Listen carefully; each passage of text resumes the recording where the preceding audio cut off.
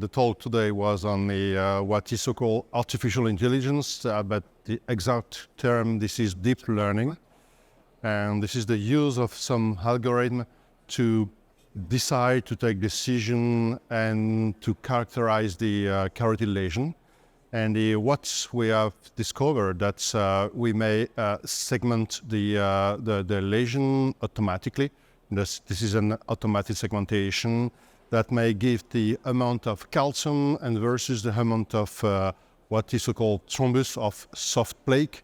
And we link that with the clinical event, and we have been very, not surprised, but we demonstrated, and this is very preliminary results, that soft plaque is very linked with the symptoms of stroke events versus the calcified lesions that are mostly asymptomatic lesions. That this is very interesting, and this is the very preliminary results for the involvement of the deep learning in the carotid area.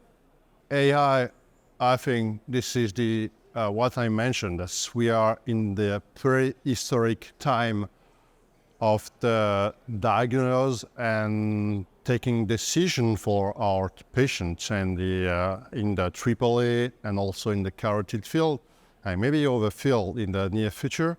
This is what is very exciting, and but that needs to be led by the clinical decision, and the AI is really a great improvement for taking good decision, but we need now to comfort these preliminary results with some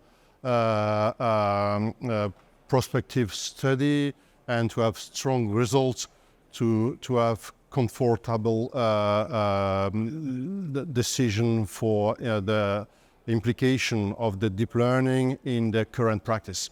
For the AAA, this is what we are focusing more, and this is that's calculate automatically the volume, the global volumes, but that also gives the maximum diameters.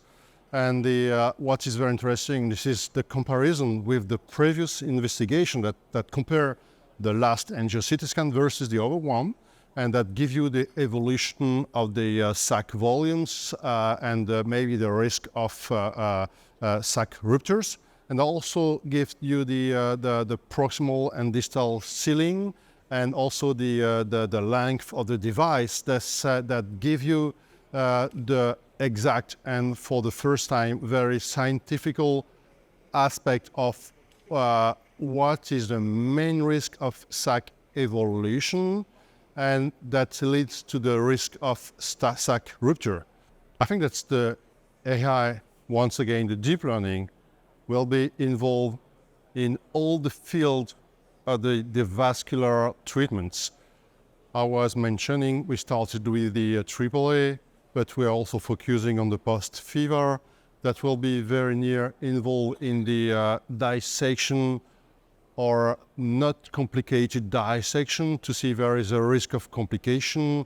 You mentioned that initially in the risk of stroke for the carotid lesion, but maybe that will also lead on the amount of calcium and the risk of mortality for the patient, the opportunity to cross respecting the amount of calcium in, for example, SFA artery.